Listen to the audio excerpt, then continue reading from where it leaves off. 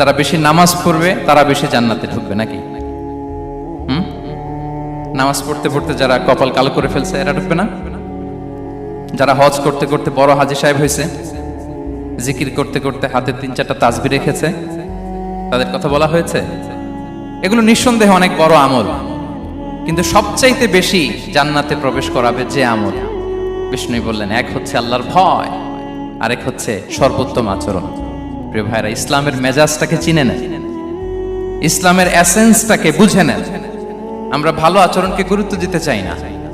অনেক নামাজি লোক দেখবে নামাজ পড়তে পড়তে কপালে কালো দাগ ফেলে দিছে, বাসায় বউয়ের সাথে খারাপ আচরণ করে, খিটখিটে মেজাজের, প্রতিবেশীর সাথে শুধু ঝগড়া, কলিগদের সাথে ঝগড়া, মারামারি, দুঃসম্পর্ক, এরকম আছে না? নাই বলেন, আছে না?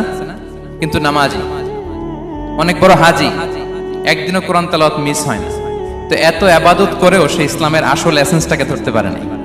বিষ্ণু বললেন, সবচেয়ে বেশি জান্নাতে প্রবেশ করাবে যে দুটি আমল, একটি হচ্ছে তাকওয়াল্লাহ, আল্লাহর ভয়, আরেকটি হচ্ছে উত্তম আচরণ, সর্বোত্তম আচরণ।